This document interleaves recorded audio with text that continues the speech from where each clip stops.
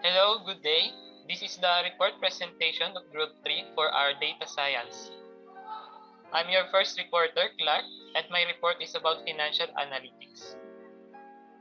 On this day, on this time and age, we are swarmed with data and information even our day-to-day lives. And so, if you want to start up a new business, you're going to need some tool to process those data. One of those is financial analytics. As we know, the finance is the most important thing in any kind of business. Knowing the financial status of the business will help you to give the best decision for the business. And this is where the financial analytics will come in. One of the benefits of using this is an accurate monitoring of the budget of the business.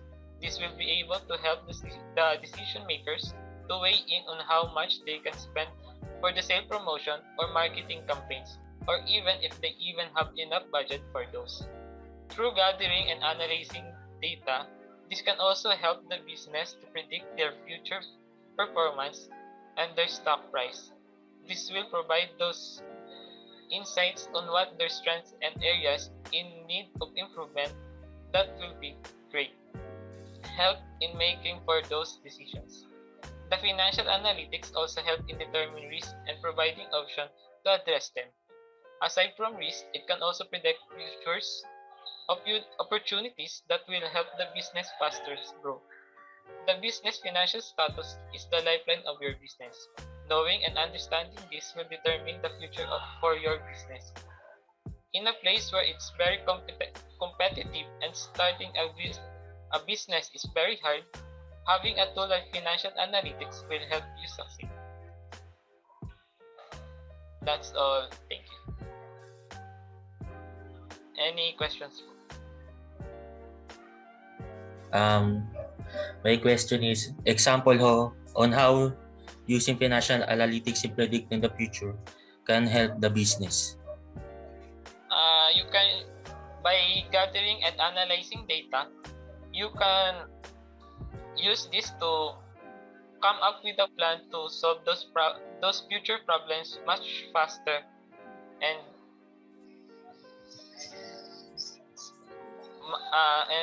with the best outcome will you can get.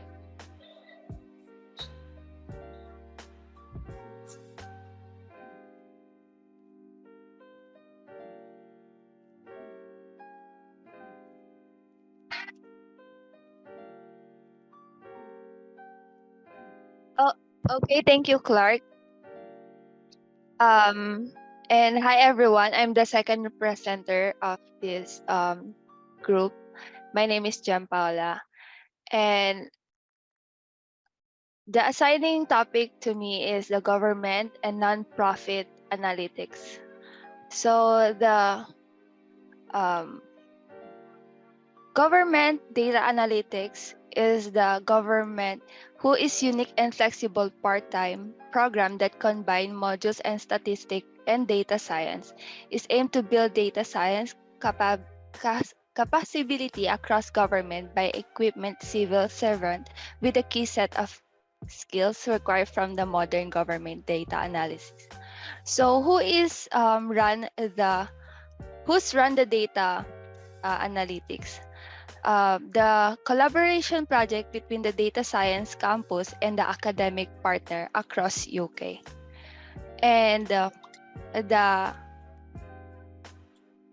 government analytics used for health, agriculture, poverty eradication, education, crime detection, and prevention, and other problem.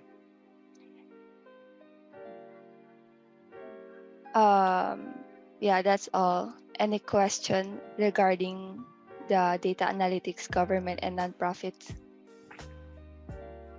So my question for Paula is, what are the advantages and disadvantages of analytics for the government and nonprofit organizations? So the advantages of the government analytics is allowed to allocate their resources better, lower their operating costs, and meet the changing needs of the citizen.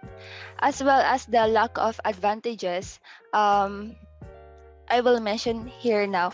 The lack of or the disadvantages of the data analytics in government and nonprofit is having a lack of communication and participation or the quality of the data, because as we know the government has need to or the data must need to update every year, but some of the other government or other nonprofit is um, not that updated in their system, such as our country Philippines. We have we're not that updated in technology.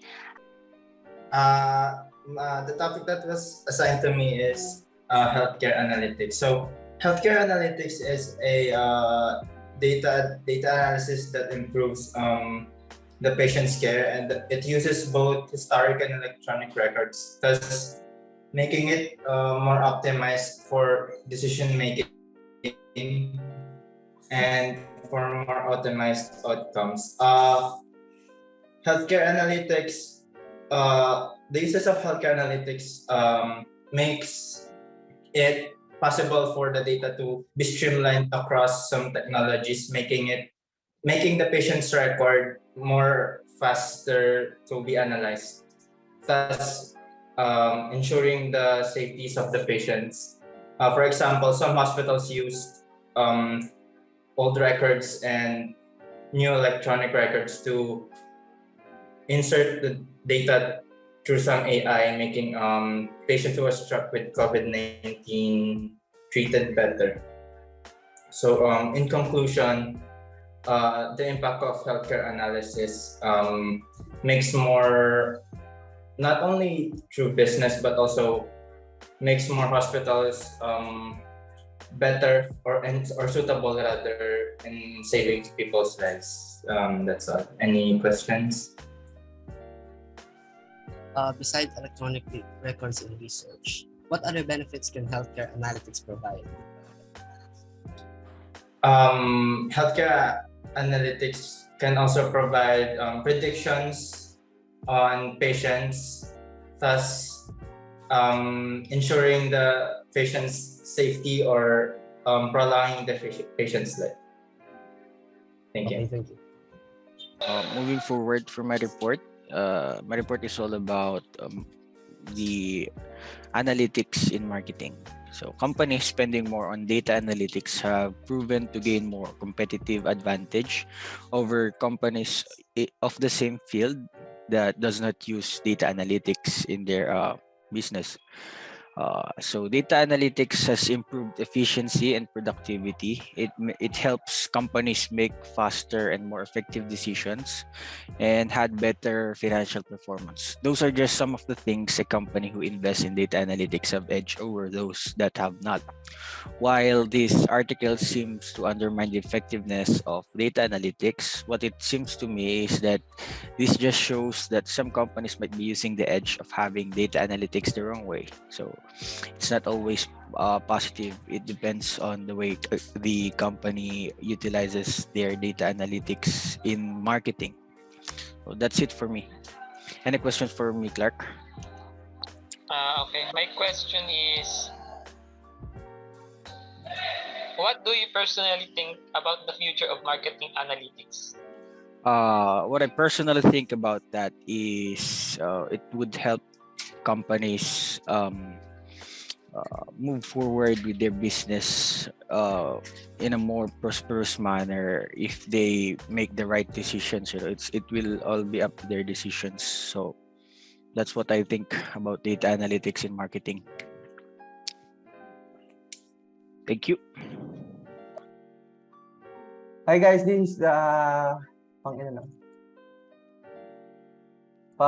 fifth reporter. This is all about supply analytics.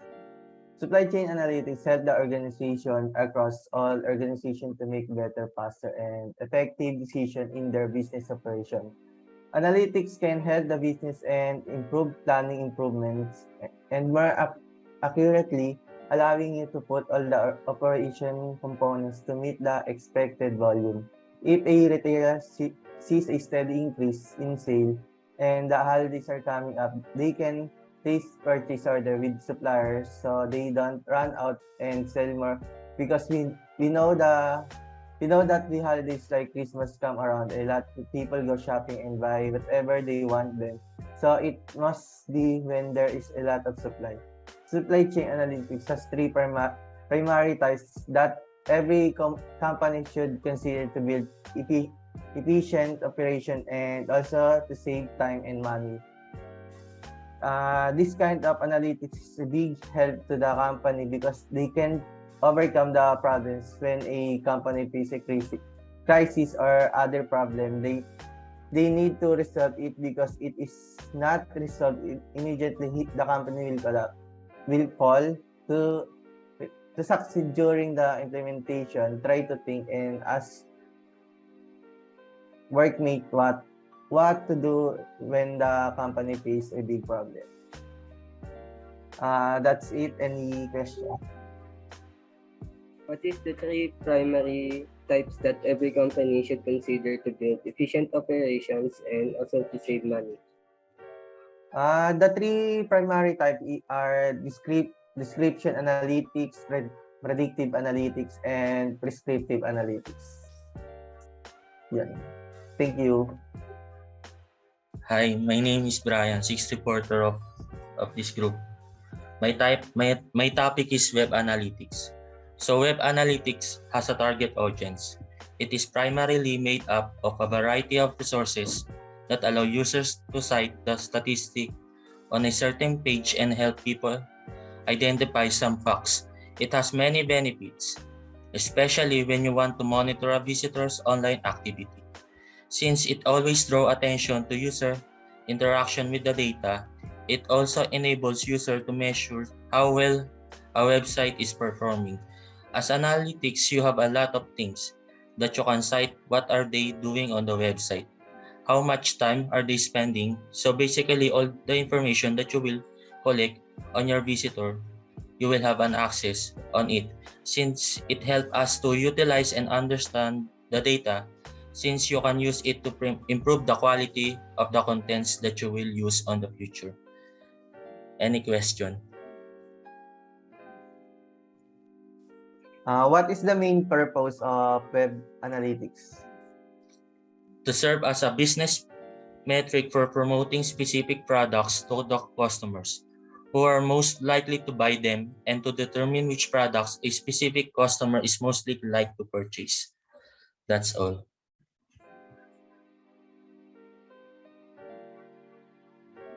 So I'm Randall Mira. The topic that is given to me as a field of names is human resource analytics. So what is human resource analytics? It is the collection and application of talent data to improve critical talent and business outcomes. So as of the articles that I've read, ginagamit yung human resource analytics na gather data na magagamit sa decision making ng isang company. Bali human resource department yung nagagather para malaman nila and kung ano yung need ng improvements or baguhin regarding sa workforce ng company. Dahil sa human resource analytics, is magiging cost efficient kasi they will be able to know, for example, which employees need to be trained or not. And kung sino employees yung hindi magtatagal sa work or sino employees need pag-invest ng trainings because of their performance. And also, yung human resource analytics, mag-help siya sa company.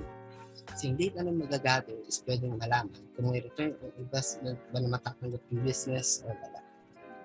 So, any questions? Yes, Mina. I do have question. Yes, What yes, is the advantages and disadvantages of human resource analytics? So, advantage is, as of the article, gathered information to know on what extent of return on investment it can give the company or why. And second advantage is measure the employee's performance. And sa disadvantages naman, many HR departments lack statistical and analytical skill set to work with large data sets. That's all. Thank you. Good afternoon, I'm the last reporter and my topic is sports analytics. It uses statistics to strategize a gameplay in order to win the matches. Sport analytics was around since the early 1980s. Evaluations were used as a way of getting basic data that helps the team win. Bill James created the system known as sabermetrics to predict the outcome of the matches in baseball games. And this system is an objective-based analysis, which means gathering information through objectives in order to outplay the opponent. Bill James made Bill James's system famous in 2002. He also was known for Moneyball. Moneyball is the use of percentage to determine the value of a slugger player or out base runner player.